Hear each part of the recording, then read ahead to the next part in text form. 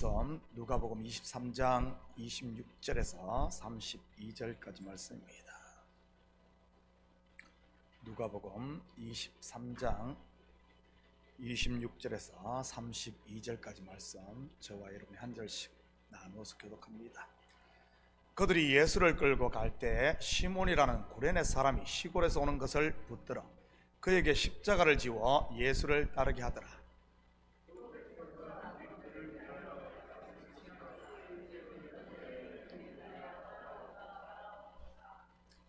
예수께서 돌이켜 그들을 향하여 이르시되, 예루살렘의 딸들아, 나를 위하여 울지 말고 너희와 너희 자녀를 위하여 울라.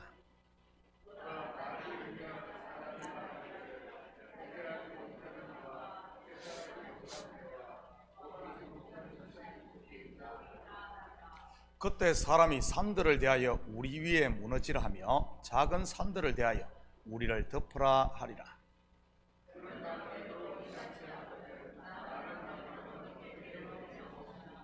함께 읽겠습니다. 또 다른 두 행악자도 사형을 받게 되어 예수와 함께 끌려가니라. 아멘. 좋은 아침입니다. 우리는 지금 예수님께서 걸어가신 십자가의 길 비아 돌로로사를 따라가고 있습니다.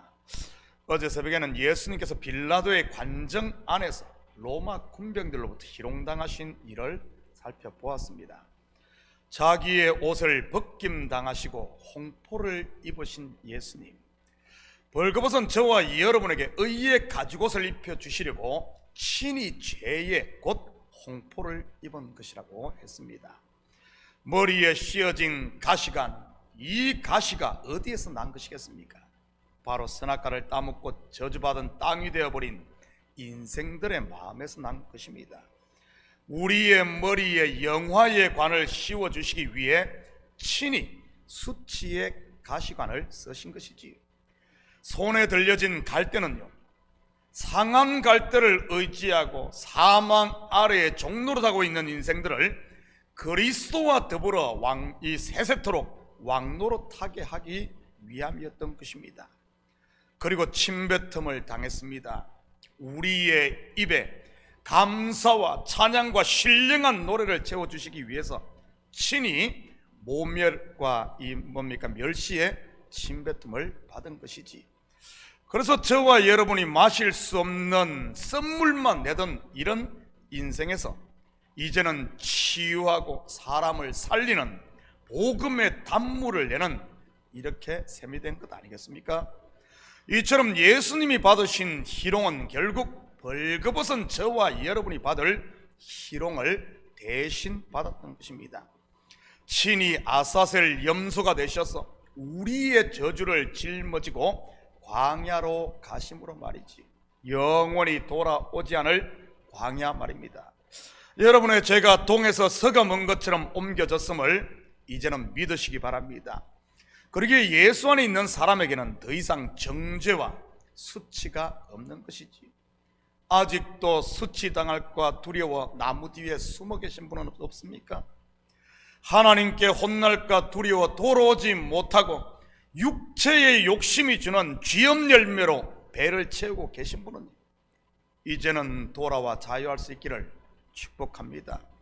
그리고 함께 살찐 송아지와 극상품 포도주 곧 진리의 말씀을 아멘으로 받으시고요, 그러면 생명과 평안을 누릴 테니 말이지. 본문 26절입니다. 그들이 예수를 끌고 갈 때 시몬이라는 구레네 사람이 시골에서 오는 것을 붙들어 그에게 십자가를 지워 예수를 따르게 하더라.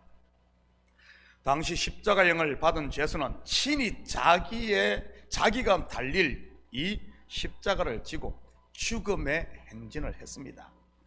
이 사형수가 사형장으로 가는 것을 여러분 영어로 뭐라 그런 줄 압니까? 데드맨 워킹이라고 합니다. 그리고 사형장으로 향하는 그 복도를 그린마일이라고 하는 것이고요, 옛날에 사형장으로 가는 복도가 녹색이라서 그렇게 불렀다고 합니다. 그래서 사형수 이야기를 다룬 데드맨 워킹이나 아니면은 그린마일이라는 이런 영화들이 있는 것 아니겠습니까? 그렇다면 왜 로마의 군병들이 예수의 십자가를 다른 사람 바로 시몬에게 지웠던 것일까요?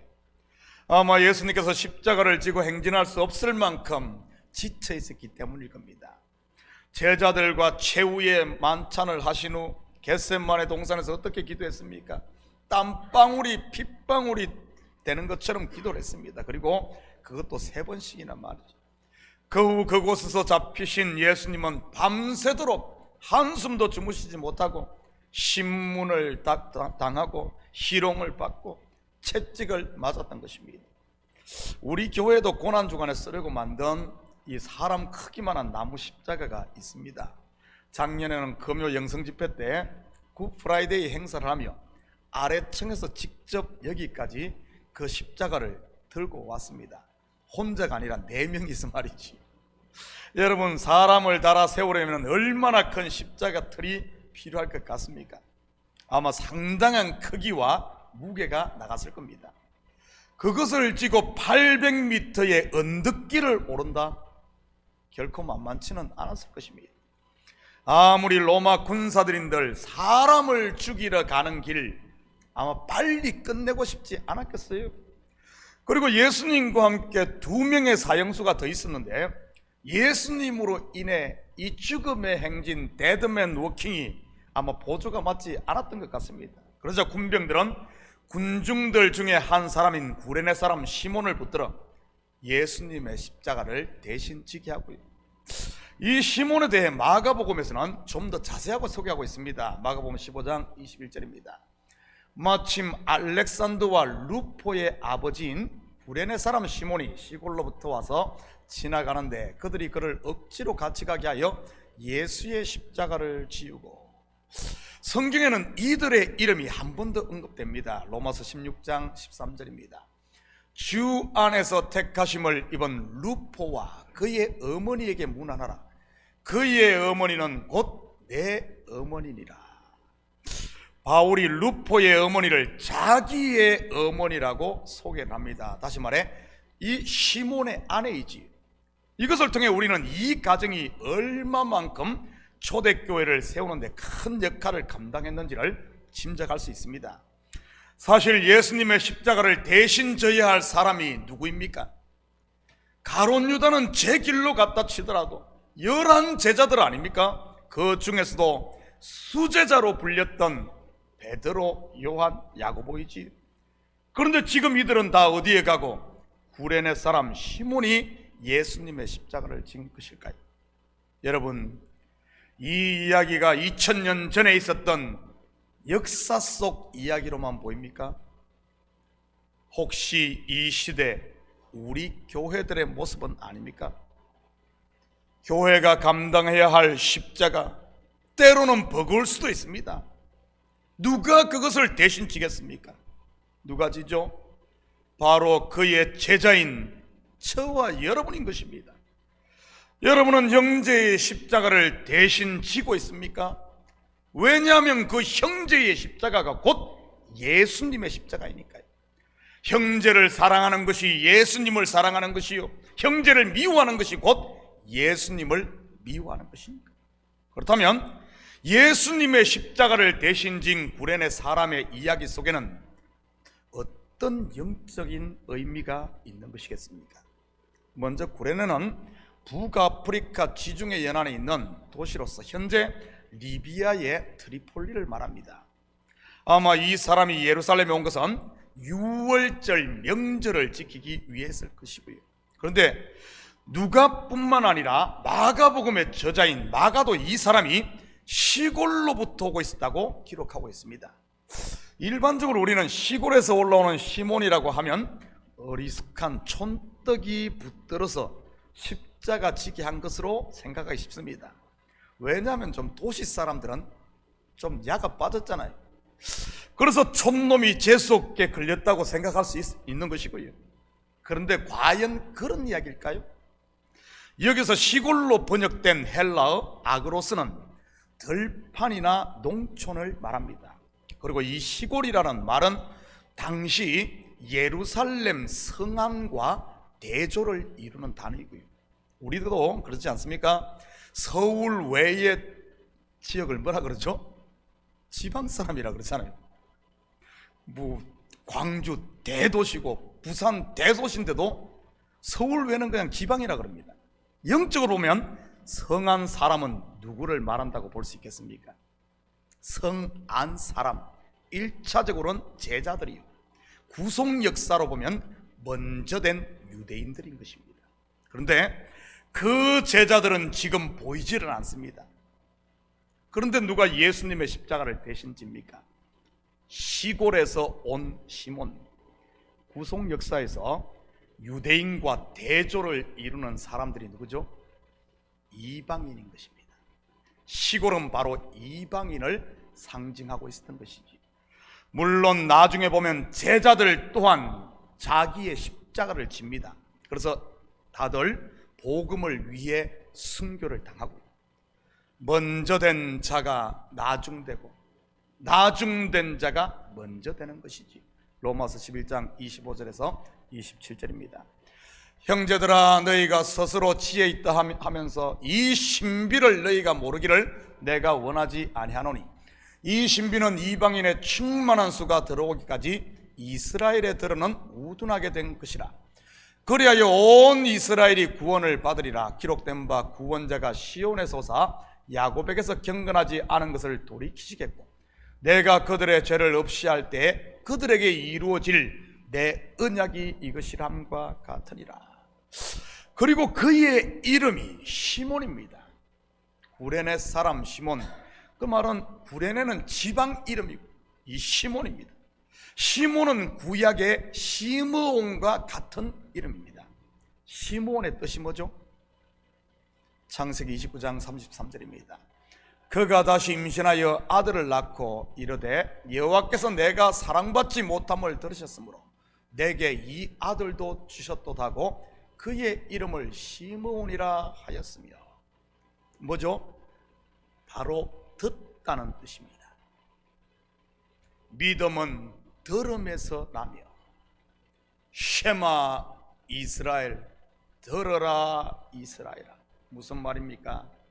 시몬 곧 복음을 듣는 자, 하나님의 말씀을 듣는 자가 십자가를 질 수 있다는 말입니다. 그렇다면 말씀을 듣는 사람에게 어떤 역사가 일어납니까? 히브리서 4장 12절 13절입니다. 하나님의 말씀은 살아있고 활력이 있어 좌우의 날선 어떤 금보다도 예리하여 혼과 영과 및 관절과 골수를 찔러 쪼개기까지 하며 또 마음의 생각과 뜻을 판단하나니 지으신 것이 하나도 그 앞에 나타나지 않음이 없고 우리의 결산을 받으실 이에 눈앞에 만물이 벌거벗은 것 같이 드러나느니라. 바로 말씀을 졸지 않고 깨어 제대로 듣고 아멘으로 순종하면 이 하나님의 살아있는 말씀이 역사에 반드시 나를 부인시킨다는 말입니다. 이처럼 말씀을 듣고 내가 부인된 그 사람이 자기의 십자가도 지고 형제의 십자가도 지고 아내와 남편의 십자가도 지고 그리고 교회의 십자가도 지는 것입니다. 말씀을 듣지 않는 사람은 어떻게 되는 줄 아십니까? 무늬만 크리스찬이요, 무늬만 제자가 되는 것입니다. 일명 짝퉁 크리스찬 말이지요. 말만 무성하고 열매는 없는 무화과 나무처럼 말입니다. 그런 무화과 나무 어떻게 되던가요? 저주를 받아 말라버리는 것입니다. 저는 우리 식구들이 이 시대의 시몬이 되시기를 축복합니다. 그래서 말씀을 듣고 나를 부인함으로 나의 십자가뿐만 아니라 서로의 십자가, 더 나아가 예수님의 십자가를 지는 참된 제자가 되시길 축복합니다. 예수님의 십자가를 진 구레네 시몬의 가정에 일어난 일이 뭡니까? 그의 어머니는 내 어머니라. 여러분, 어머니라는 존재는 어떤 분이죠? 나를 기르신 분입니다. 바로 초대교회에 없어서는 안 될 이방인의 사도 바울을 낳아 기른 어머니, 곧 귀한 믿음의 가정이 되었다는 것입니다. 알렉산더와 루포 또한 초대교회를 세우는 하나님의 일꾼들이 되었던 것이고요. 저는 우리 식구들이 말씀을 듣고 자기를 부인하고 자기의 십자가를 지고 형제의 십자가를 지고 교회의 십자가, 그리고 이런 뭡니까 서로의 짐을 지는 이런 시몬과 같은 가정이 되셔서 나는 우리 자녀들이, 여러분의 가정이 믿음의 가정으로 굳게 세워질 수 있기를 축복합니다. 내 십자가는 다 벗어버리고 말씀은 듣지 않으면서 자녀 교회 안 나온다고 애꿎은 애들 원망하지 마시고요. 내가 말씀을 듣고 내가 부인될 때, 서로의 십자가를 질 때 바로 알렉산더와 루포와 같은 사도 바울이 어머니라고 부를 만큼 이런 가정이 되는 거예요. 사랑하는 성도 여러분, 오늘 하루도 여러분의 주위에 십자가로 인해 지친 이웃이 있거든 제발 정죄하고 판단하며 손가락질만 하지 마시고 이제는 그 십자가를 대신 지는 성숙한 그리스도의 제자로 살 수 있기를 예수님의 이름으로 축복합니다. 같이 기도하십시다. 사랑의 아버지 하나님, 참으로 감사를 드립니다. 우리를 이 시대 시몬으로 부른 줄 믿습니다.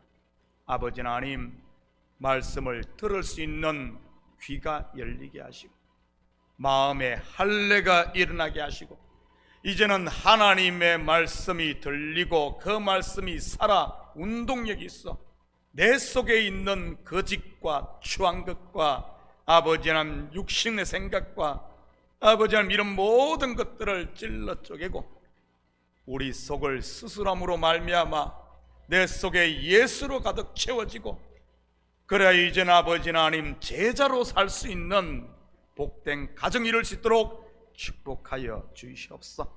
우리 참교회 온 식구들이 교회의 십자가를 같이 질 수 있는 이런 성숙한 믿음에 이르게 하시고 이제는 더 이상 정죄의 소리가 아니라 감사와 찬양의 소리, 하나님을 영화롭게 하며 찬양하는 소리로 가득 채워지는 이 시대 참교회가 되게 도와주시옵소서. 감사드리며 예수님의 이름으로 기도드립니다. 아멘.